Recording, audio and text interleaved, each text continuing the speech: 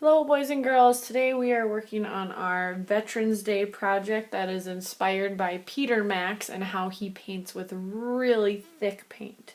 So we are going to start with white and red paint, and you are going to be sharing with another person. So one of you will start with the white paint, the other person will start with the red paint, and then you're going to switch. You're also going to switch brushes, so you won't keep the same brush, you won't have to clean out a brush.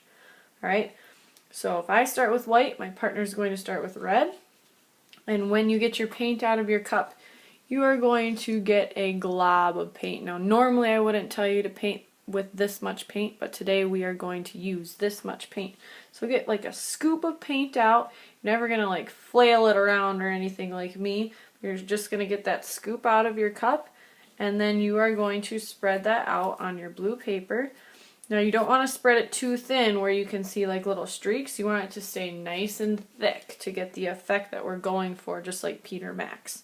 So once you have started to spread your paint out, if it starts to get thin, then you're just going to go back, get another scoop.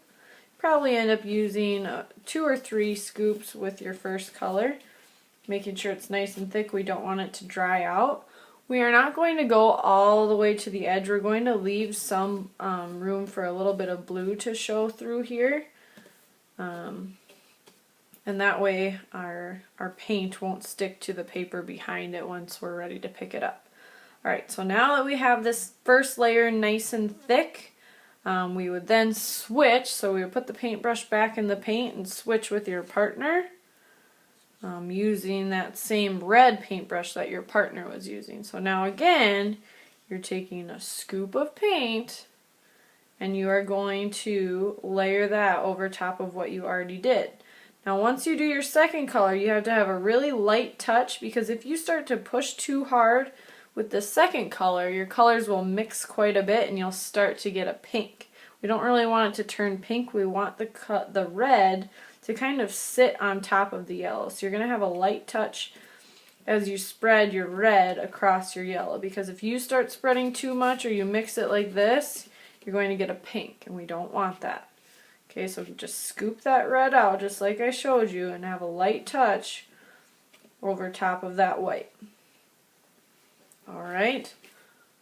Now that you have your 2 layers of paint on, you can't wait. You need to start using your texture tools to make some textures and patterns into your paint. So you're going to get things like toilet paper rolls, old paintbrushes, bottle caps, little pieces of wood or cardboard that you can use to scrape the paint. So here's a few ways that you can use these tools to make texture and lines and patterns into your paint. So with the toilet paper roll, you can kind of just stamp onto your paper like so. So I just push it down and turn it a little bit. You could also just pull it across your paper, and that really starts to mix it and look tie-dye. Whenever you're done with a tool, use a rag and just wipe the extra paint off of it so it's not dripping or anything like that. With the bottle cap, again, you could just kind of stamp. You could also pull that one across like I did with the toilet paper roll. The end of your paintbrush is a great way to draw in different lines and patterns. You could kind of do anything. You could write words with that. You could make stars, stripes going across to kind of go with the Veterans Day theme. So this is a really nice tool that you can use. And the harder you push, the more you see the blue or the white underneath your paint color. Your wood or cardboard tools can also be used to scrape and make different patterns across. Now you could use just one tool, you could use all of the tools, but it's up to you how you want to make texture and patterns on your really thick Peter Max style paint for this Veterans Day project. Good luck, have fun.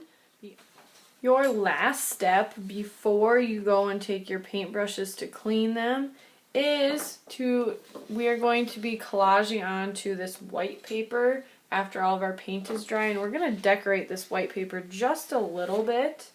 What you will need to do with your paintbrush that is red is scrape off as much of the extra paint as you can, and we're going to do a technique in painting called dry brushing, where you have very little paint on your brush, so it just looks like when you kind of scratch the paint on. So you're just going to leave like a light touch of red, kind of making stripes or however you want to add your red into your white background paper.